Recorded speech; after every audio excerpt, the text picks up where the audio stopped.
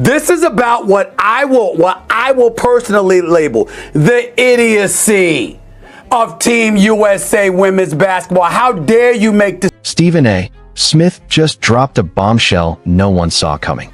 Caitlin Clark has reportedly quit Team USA after being benched from the Olympic roster. This isn't speculation anymore. One of the loudest voices in sports media has confirmed what many suspected. Clark is done seeking validation from people who never wanted her there. The golden girl of basketball has gone silent, but the fallout is deafening. This decision doesn't just shake her career, it could change the future of women's basketball forever. Did Caitlin make the right call walking away? Or should she have fought harder for her spot? The debate is heating up, and we want to hear from you. Drop your thoughts in the comments below. Right. And because of that, when you consider some of the hard times other people gave her, they were resentful of the fact that this white girl came on the scene where there was a bunch of sisters that preceded her, spanning decades, that were big time, that deserved a lot of credit. I mean, people looked at the Cheryl Swoops of the world, the Maya Moores of the world, and others, and they said, yo, there was a bunch of people that came before her that did big things for the WNBA. I respect it. It is right. I appreciate it. But whiteness does have its privileges, especially when you got a game. And what a lot of people weren't willing or were a bit reluctant to appreciate was the game on this young white sister of ours. She can ball. And oh, by the way, she was a great ambassador for the game. And by the way, she came in there and looked out for everybody else. For 22 years, they couldn't get chartered flights. That sister got there, and it was done in 2 weeks.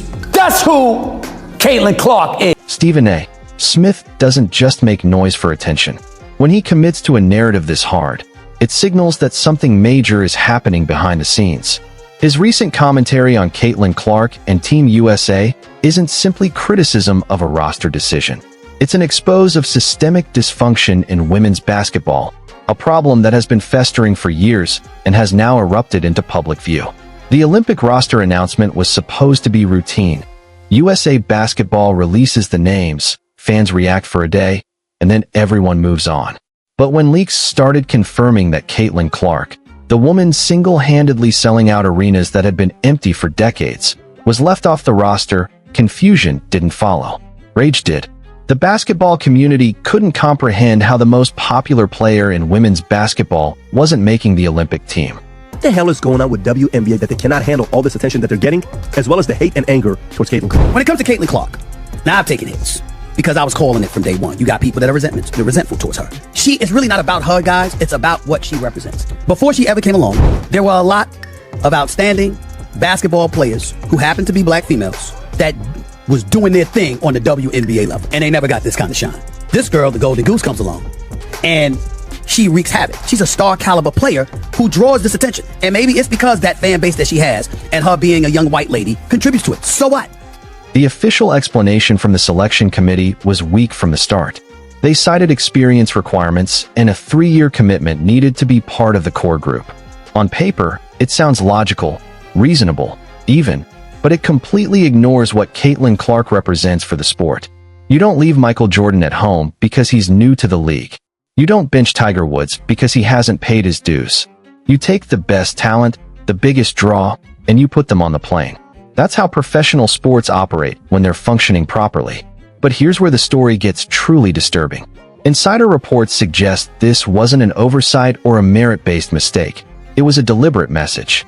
Sources close to the selection process revealed that concerns about how veteran players would react to Clark's presence were driving the decision.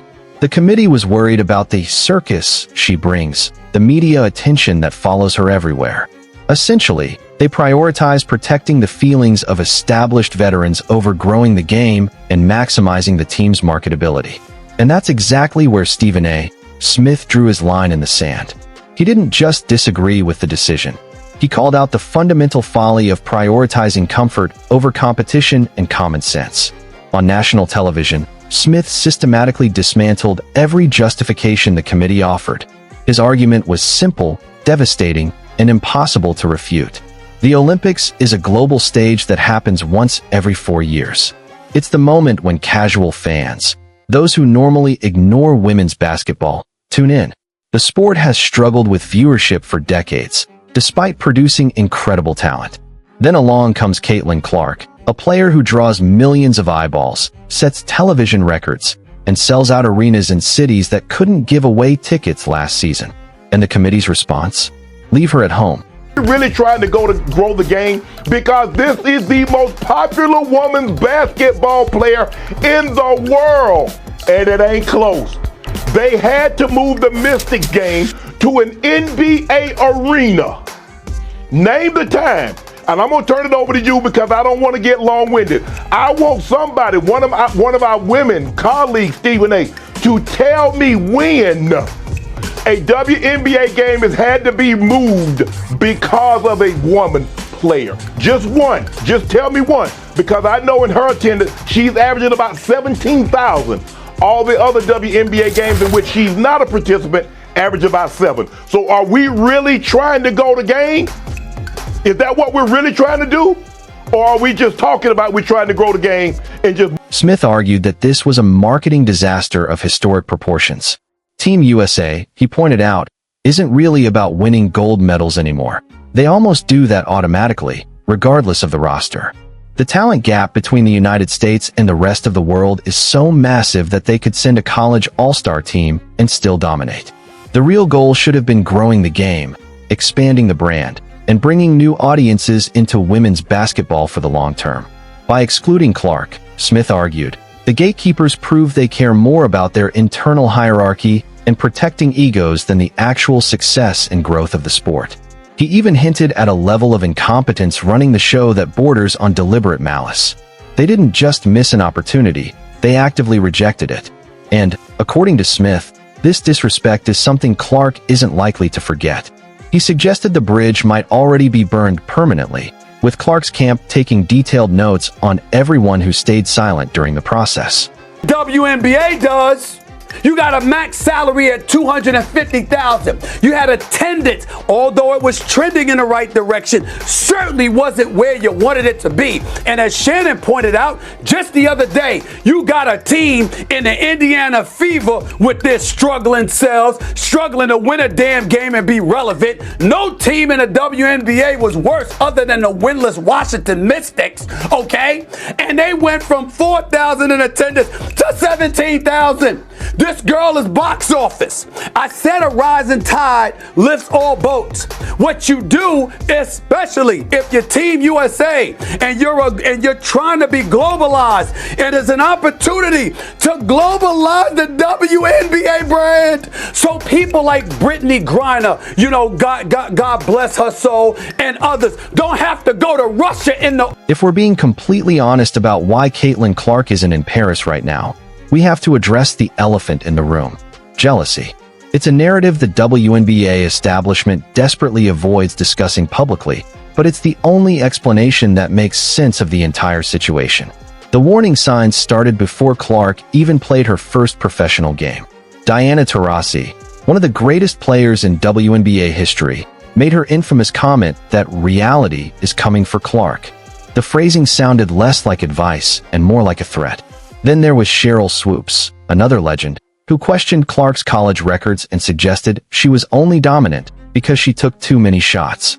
The criticism felt personal and targeted, not analytical. Why were these icons so concerned about a 22-year-old who hadn't even stepped on a professional court yet? Why were they trying to diminish her achievements before she had a chance to prove herself at the next level? The theory Stephen A. Smith has repeatedly hinted at is simple. The old guard resents the attention Clark commands. These veterans spent their careers in empty gyms, flying commercial airlines, grinding out professional careers for minimal pay and little recognition. Now, along comes a young player from Iowa with private jets at her disposal, Nike deals worth tens of millions, and fans lining up around entire city blocks before she's even played a single professional game. Marketing. I want people watching. I want eyeballs. I want advertising dollars. Why? Because he'll get paid. Y'all will get paid. And guess who else will get paid? You see where I'm coming from? That's what it's about. Stop acting. Otherwise, we know this. You don't sit up there and pass on Caitlin Clark. It was stupid, Team USA. It was a dumb decision. If we're being honest about why Caitlin Clark isn't in Paris right now, jealousy plays a huge role. It's the narrative the WNBA establishment doesn't want to discuss publicly, but it's the only explanation that makes sense. In professional sports, newcomers who bring money to the game are usually welcomed because everyone benefits. When Tiger Woods transformed golf, fellow players didn't resent him. They thanked him for tripling prize money and bringing sponsorships to the entire tour. In the WNBA, it's been the opposite. Certain players seem intent on punishing Clark for her popularity instead of capitalizing on it. That toxicity might be why she's quietly relieved she didn't make the Olympic team. The resentment hasn't stayed in press conferences or social media. It's spilled onto the court in ways that have raised real concerns about player safety. Take the Kennedy Carter incident, for example. Clark was blindsided with a hip check while the ball wasn't even in play. Carter appeared to deliver a deliberate cheap shot, yet the league and veteran players didn't rush to Clark's defense. Instead, many justified it with a welcome to the league mentality, suggesting she needed to toughen up. Stephen A. Smith called this a blatant double standard. If LeBron James or Steph Curry had been the target, the league would have acted immediately to protect their star. With Clark, it felt like open season. This connects directly to the Olympic situation. Why would Clark board a plane and spend a month with teammates who either participated in or silently observed this treatment? The trust was gone. Genuine team chemistry is impossible when the environment is toxic or potentially dangerous. The toxic culture enabling this cannot be ignored. There's a growing perception that the WNBA operates like an exclusive clique with brutal initiation standards. Clark represents something different: mainstream acceptance, casual fans, and revenue growth. Instead of welcoming new eyeballs, some insiders resist casual fans, gatekeeping who counts as a true supporter. Smith's commentary confirms what many suspected. Clark is done with Team USA after they chose egos over excellence. She refused to be an alternate for people who never wanted her there. This is a power move that could change women's basketball forever. The committee killed their golden goose, and the ratings will prove it. Do you respect Clark's decision to walk away? Comment below and share your thoughts.